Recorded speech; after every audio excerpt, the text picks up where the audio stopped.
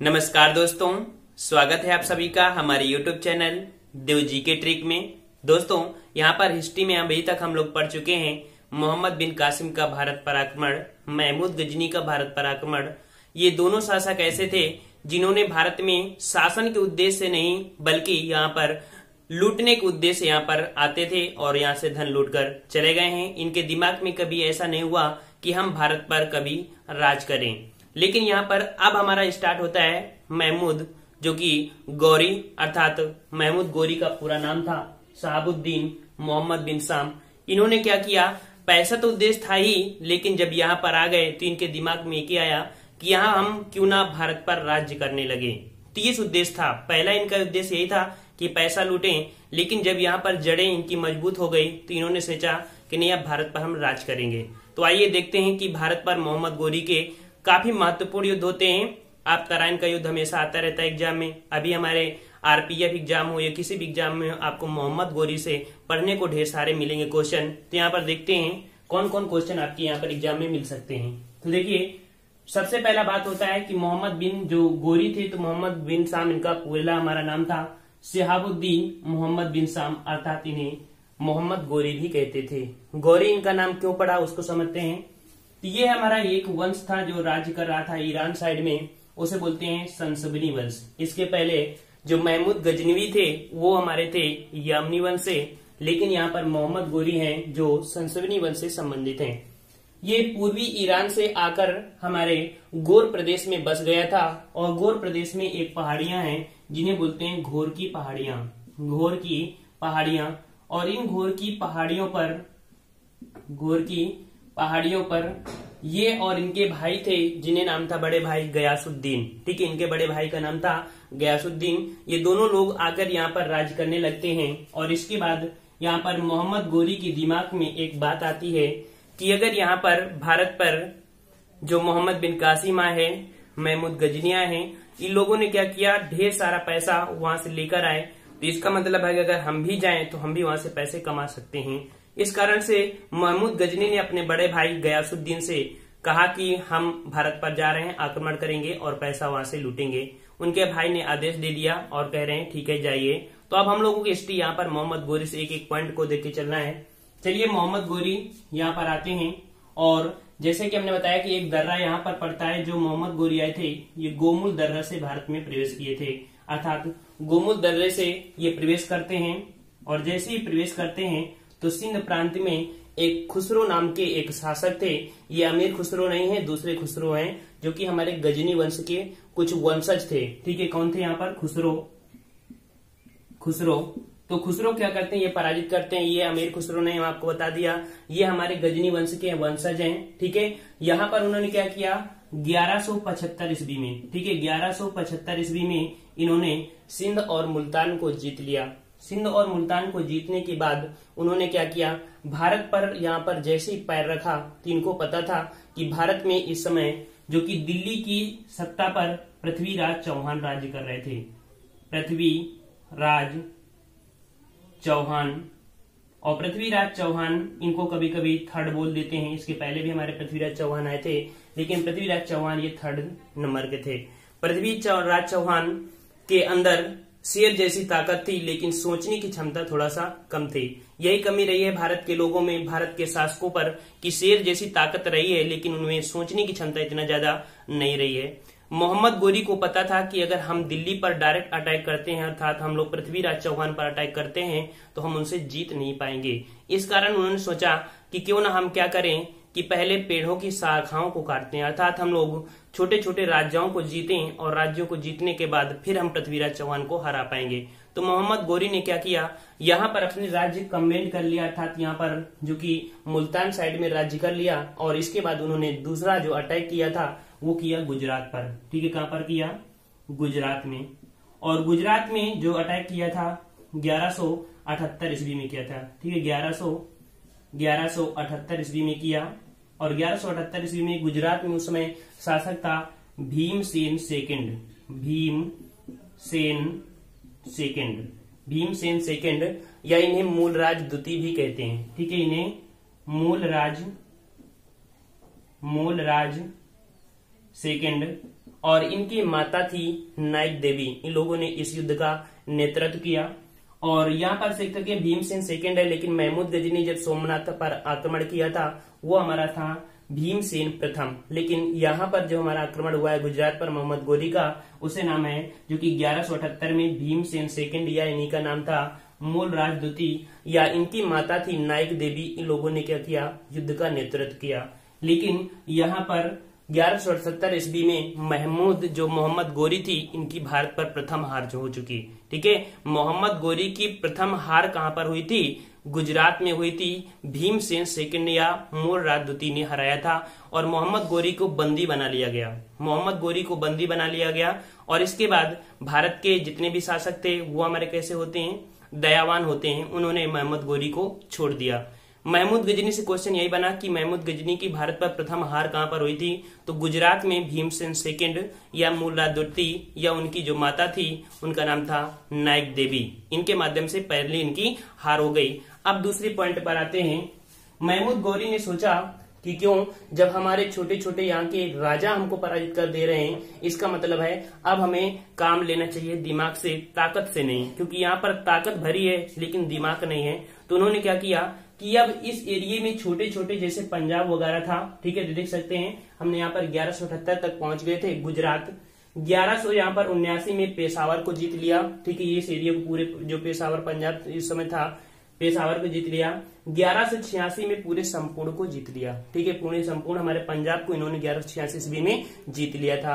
अब इनकी थोड़ी सी ताकत मजबूत हो गए, जो छोटे छोटे राजा भी थे उनके अंदर चले गए। अब उन्होंने सोचा कि अब क्यों ना हम दिल्ली पर डायरेक्ट अटैक करते हैं। तो यहाँ पर दिल्ली पर अटैक करने के लिए इनको थोड़ी सी सोच विधि था, पता था कि नहीं हाँ मोहम्मद जो पृथ्वीराज चौहान है ताकतवर है, फिर भी सोचे कि क्यों ना हम डायरेक्ट अटैक करते हैं। अब यहाँ पर डायरेक्ट उन्होंने अटैक कर दिया यहाँ पर पृथ्वीराज चौहान पर, और पृथ्वीराज चौहान पर अटैक किया था, जिसे बोल देते हैं प्रथम युद्ध हमारा यहाँ था तराइन का प्रथम युद्ध। ठीक है, प्रथम हमारा यहाँ पर देख सकते हैं 1191 ईस्वी में 1191 ईस्वी में तराइन का युद्ध होता है। और ये तराइन का कौन सा युद्ध था, प्रथम युद्ध था। ठीक है, कौन सा युद्ध था, प्रथम युद्ध। तो मोहम्मद गोरी ने 1191 ईस्वी में तराइन के प्रथम युद्ध में लड़ाई हुई, काफी लड़ाई हुई पृथ्वीराज चौहान और मोहम्मद गोरी के बीच में। लेकिन मोहम्मद गोरी इस युद्ध में पराजित हो गया और पृथ्वीराज चौहान की विजय हुई। तो अब दूसरा क्वेश्चन यहाँ से ये बनता है कि मोहम्मद गोरी की दूसरी सबसे बड़ी हार अपने भारत में कहाँ हुई थी, तो तराइन का प्रथम युद्ध। इसके पहले 1178 ईस्वी में गुजरात में हुई थी। ठीक है, आपको हर एक ईस्वी पर फोकस करना है। अगर हर एक ईस्वी पर आप फोकस करके चलते हैं तो हिस्ट्री आपकी बिल्कुल कंप्लीट होती चली जाएगी। तो यहाँ पर देखें 1191 ईस्वी तराइन के युद्ध में मोहम्मद गोरी पराजित हो गया और पराजित होने के बाद वो अपने गजनी वापस, अर्थात जो कि पूर्वी ईरान से आया था गोर प्रदेश में, वहां पर चला गया। और इनके भाई का नाम था जो कि हमने आपको बताया कि मोहम्मद बिन, ठीक है, इनके गयासुद्दीन। तो गयासुद्दीन के पास गया और अपनी हालत बताई और उस दिन से उसने तपस्या ले लिया, एक संकल्प धारण कर लिया कि अगर हम जब तक हम पृथ्वीराज चौहान को हराएंगे नहीं तब तक हम अपने सैया पर लेटेंगे नहीं, अर्थात हम तखत मेज वगैरह जो उनका होता था वो उस पर नहीं लेटेंगे, जमीन पर लेटेंगे और वहीं पर वो खाना खाएंगे। और अपनी सेना को मजबूत बनाते चले गए। लेकिन यहाँ पर भारत में जो कि पृथ्वीराज चौहान थे ये डींगे हाँकने लगे। डींगे हाँकने का मतलब ये होता है कि बड़ी बड़ी बातें मारने लगे। अर्थात उन्होंने कहा हमने तो पृथ्वीराज जो मोहम्मद गोरी को हरा दिया, अर्थात इतना बड़ा शासक था उसको भी हरा दिया। अर्थात ये हुआ कि ये डींगे हाँकने लगे। लेकिन यहाँ पर इसकी स्थिति कमजोर हो रही थी। लेकिन वहां पर मोहम्मद गोरी क्या कर रहे थे, अपनी शक्ति को बढ़ा रहे थे, अपनी सेना को मजबूत बना रहे थे और वहां पर अपनी पूरी पावर को बना रहे थे। लेकिन यहाँ पर अपनी ये शक्ति को कम कर रहे थे। यहीं पर एक इतिहास में और हिस्ट्री जुड़ गई कि मोहम्मद गोरी ने पृथ्वीराज चौहान ने क्या किया, जयचंद जो कि इनके मौसिया थी और उनकी बेटी का नाम था संयोगिता। तो संयोगिता से उनको प्यार था उनकी वजह से, तो संयोगिता को उनको ने क्या किया, भगा ले गए। ठीक है, जब संयोगिता को भगा ले गए तो जयचंद उनकी मौसिया थी, अर्थात बहन भाई का रिश्ता था, तो वहां पर जब ऐसा रिश्ता किया तो जयचंद को बहुत गुस्सा आई और उन्होंने अपनी पूरी सेना क्या किया, जयचंद जो पृथ्वीराज चौहान पर लगा दिया। अर्थात कि जो पृथ्वीराज चौहान की सेना थी वो चारों तरफ छिन्न भिन्न हो गई, चारों तरफ डीगे हाकनों की वजह से छोटे छोटे और राजा थे उनसे भी लड़ाई हो रही थी। साथ में सबसे बड़ा जो विद्रोह हो गया वो हमारे उनके जो मौसिया थे अर्थात जयचंद के बीच छिड़ गई। अब इनकी सेना चारों तरफ छिन्न भिन्न हो गई। यहाँ पर जो कि मोहम्मद गोरी थे वो ऐसे ताक का मौका लगाए भी हुए थे और ऐसी स्थिति में उन्होंने कह दिया कि हम भारत पर आक्रमण करने वाले हैं, अर्थात पृथ्वीराज चौहान को संकेत दे दिया। और इस समय पृथ्वीराज चौहान की जो स्थिति थी वो काफी बिगड़ी हुई थी और मोहम्मद गोरी आते हैं और भारत पर यहाँ पर आक्रमण करते हैं। और वो आक्रमण हमारा होता है 1191 ईस्वी में, अर्थात एक साल के अंतर्गत ही मोहम्मद गोरी अपनी सेना का नेतृत्व करने के बाद तराइन का द्वितीय युद्ध, ठीक है, तराइन का द्वितीय युद्ध होता है और इस युद्ध का परिणाम कुछ अलग ही होता है। अर्थात मोहम्मद गोरी इस युद्ध में जीत जाते हैं और पृथ्वीराज चौहान की हार होती है। कहा जाता है कि मोहम्मद गोरी वहीं पर बंदी बना लेता है और अपने देश लेके चला जाता है, वहां पर इसकी मृत्यु हो जाती है। लेकिन कुछ लोगों का कहना है कि मोहम्मद गोरी को बंदी नहीं बनाते हैं, पृथ्वीराज चौहान को बंदी नहीं बनाते हैं और अपने यहाँ ले जाते हैं, मृत्यु दंड नहीं देते हैं। अभी हम आपको हिस्ट्री यहाँ पर सुनाएंगे, इनकी थोड़ी से डीपली हिस्ट्री है, हम समझेंगे। यहाँ पर सेकंड तराइन का युद्ध हो गया और यहाँ पर मोहम्मद गोरी की जीत हो गई। अब क्या हुआ कि यहाँ पर देख सकते हैं 1193 में जो कि मोहम्मद गोरी के साथ उनके गुलाम कुतुबुद्दीन ऐबक भी भारत में आए थे। कुतुबुद्दीन ऐबक भी भारत में आए थे जो कि मोहम्मद गोरी के गुलाम थे। और कुतुबुद्दीन ऐबक कुतुबी कबीले के थे हम लोग, जो इसी के बाद दिल्ली सल्तनत काल स्टार्ट होगा जिसका पहला वंश था गुलाम वंश, बहुत ही अच्छे से पढ़ेंगे। तो यहाँ पर देख सकते हैं कि कुतुबुद्दीन ऐबक ने 1193 ईस्वी में मेरठ और दिल्ली को जीत लिया और इसी समय मोहम्मद गोरी की जो राजधानी बनी थी 1193 में दिल्ली पर अधिकार पूर्णता हो गया 1193 ईस्वी में। समय ऐसे चलता गया, मोहम्मद गोरी सभी रास्तों को बंद करता गया, अर्थात सभी राजाओं को पराजित करते गया। और एक सबसे बड़ा जो यहाँ पर बाकी रह गया था राजा वो था जयचंद, जो कि पृथ्वीराज चौहान के मौसिया थे। तो वहां पर देखा कि जयचंद की सेना इतनी ज्यादा थी अर्थात कि गौरी की सेना उसके सामने कांप गई थी। लेकिन फिर भी पृथ्वीराज चौहान जो मोहम्मद गोरी थे, मोहम्मद गोरी ने हार नहीं माना और जयचंद का युद्ध हो रहा था उनके दोनों के बीच में। तो गौरी के पास 2 निशानेबाज थे जिन्होंने क्या किया, तीर में आग लगाई और आग लगाने के बाद जयचंद के हाथी पर निशाना मारा और जयचंद के हाथी के जो सर पे जैसे ही बैठा तो उसका हाथी पागल हो गया, ठीक है। और जैसे ही पागल हुआ वो नदी में जाकर कूद गया और वहीं पर उसका एंडिंग हो गया। अर्थात जो चंदावर का युद्ध होता है 1194 में, चंदावर का युद्ध, तो चंदावर के युद्ध में जयचंद को भी पराजित कर देते हैं। इस प्रकार से अब सभी कांटे यहाँ पर मोहम्मद गोरी के खत्म हो चुके थे और यहाँ पर अब बचता है कि दिल्ली में, ठीक है। तो यहाँ पर कुतुबुद्दीन ऐबक के साथ जो हमारे आए थे, मोहम्मद गोरी के साथ हमारे आए थे कौन, कुतुबुद्दीन ऐबक जो उनके गुलाम थे। उन्होंने दिल्ली में क्या किया, एक कुवल उल इस्लाम नामक मस्जिद बनवाई जिनको कहा जाता है कि भारत की पहली मस्जिद थी, तथा अजमेर में उन्होंने 2.5 दिन का झोपड़ा बनवाया। ये दोनों हमारी क्या थी, एक मस्जिद थी। 2.5 दिन का झोपड़ा जो था वो संस्कृत विश्वविद्यालय था, उसको तोड़वाकर बहुत ही जल्दी बनवाया था, इस कारण उसे बोलते हैं 2.5 दिन का झोपड़ा। तो यहाँ पर देखा कि दिल्ली में कुवत उल इस्लाम तथा अजमेर में 2.5 दिन का झोपड़ा जो बनवाया था वो कुतुबुद्दीन ऐबक ने बनवाया, ठीक है। इतना पॉइंट आपको पता चल गया।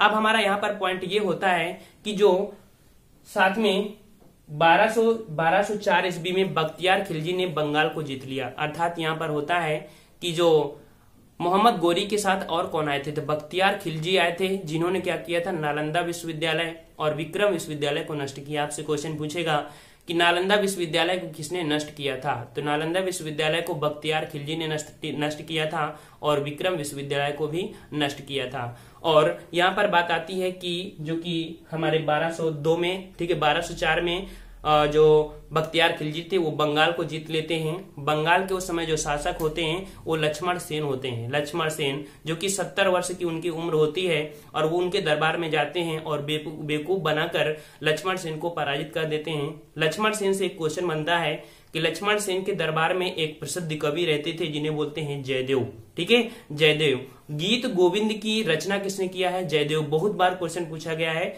कि गीत गोविंद की रचना किसने किया है? जयदेव ने किया है। ठीक है, जयदेव ने किया है। तो ये हमारे लक्ष्मण सेन के दरबार में रहते थे, जो कि लक्ष्मण सेन कहाँ के शासक थे? बंगाल के शासक थे। ठीक है, बंगाल के शासक। इसी समय जो कुतुबुद्दीन ऐबक होते हैं 1202 ईस्वी में, उन्होंने कलिंजर को जीत लिया। ठीक है, 1202 ईस्वी में कलिंजर को जीत लिया। इस कारण से लगभग पूरी तरह से जो भारत हमारा था, ऊपरी एरिया अर्थात ये एरिया पूरी तरह से मोहम्मद गोरी के अंडर में आ जाता है।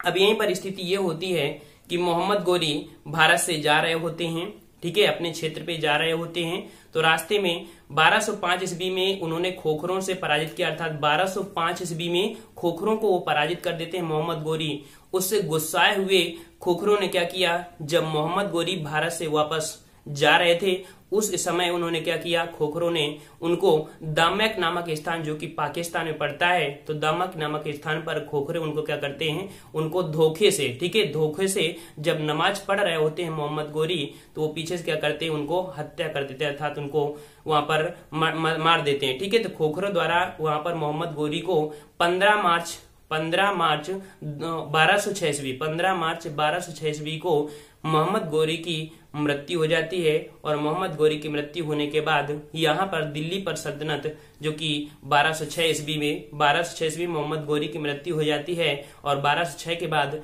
भारत में हमारा एक वंश चलता है जिसे बोलते हैं दिल्ली सल्तनत काल। और दिल्ली सल्तनत काल को हम बहुत ही अच्छे से डिटेल से पढ़ेंगे और उसमें से हमारे जो आते हैं अर्थात हमारे गुलाम वंश होंगे, आपको खिलजी वंश मिलेगा, तुगलक वंश मिलेगा, सैयद वंश मिलेगा, लोधी वंश मिलेगा, सबको एक बिल्कुल ऐसे क्रम से पढ़ेंगे, ऐसा आपको लगेगा ही नहीं कि नहीं हिस्ट्री आपकी सबसे टफ है। अगर आपने लगातार वीडियो को देखा है तो आपको 100% यकीन है कि आप हिस्ट्री को सबसे इजी मानने लगोगे अगर आप रेगुलर रहते हो तो। ठीक है, अगर आपने देख लिया है, जो लोग नहीं देखे हैं तो उसकी बात नहीं है, लेकिन आपने देखा है तो आप रेगुलर ही देखिए।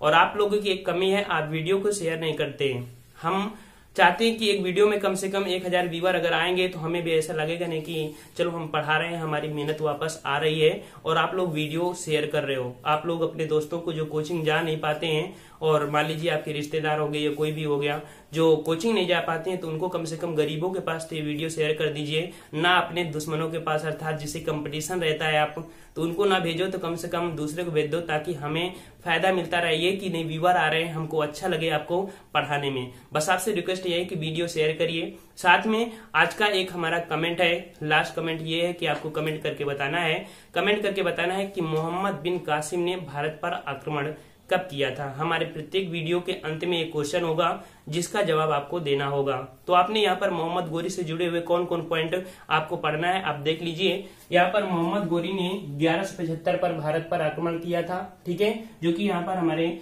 खुसरो थे, जो कि सैयद वंश, जो हमारे गजनी वंश के हमारे वंशज थे। 1178 पढ़ना है, 1178 आपको ईस्वी पढ़ना है। 1191 पढ़ना है जो कि तराइन का प्रथम युद्ध। 1192 पढ़ना है, तराइन का द्वितीय युद्ध। और इसके बाद आपको 1178 ईस्वी पढ़ना है जो कि गुजरात का युद्ध हुआ था। 1194 ईस्वी में जो कि चंदावर का युद्ध हुआ था जयचंद के बीच में। और इसके बाद आपका हुआ था 1202 ईस्वी में जो कि कलिंजर पर युद्ध किया था हमारे किसने, कुतुबुद्दीन ऐबक ने। 1204 ईस्वी में बख्तियार खिलजी ने क्या किया था, युद्ध किया था, ठीक, बंगाल को जीत लिया था। और इसके बाद लास्ट होता है कि 1205 ईस्वी में मोहम्मद गोरी, ठीक है, मोहम्मद गोरी ने खोखरों को पराजित किया। और इसके बाद इनकी 15 मार्च 1206 ईस्वी में 15 मार्च 1206 ईस्वी में मोहम्मद गोरी को हार हो जाती है दामक नामक स्थान जो कि पाकिस्तान में है, और वह उनकी कब्र बना दी जाती है। तो आपने इस वीडियो में पूरी तरह से बड़ी हिस्ट्री जो थी आपने पढ़ लिया। अब अगला टॉपिक आपके स्टार्ट होगा दिल्ली सल्तनत काल, अर्थात वहां पर पहला टॉपिक होगा गुलाम वंश। तो हम लोग मिलते हैं नेक्स्ट वीडियो में। अगर आपको वीडियो अच्छा लगता है तो आप वीडियो लाइक जरूर करिए और अपने दोस्तों को शेयर भी करिए। मिलते हैं हम लोग नेक्स्ट वीडियो में, तब तक के लिए धन्यवाद। जय हिंद, जय भारत।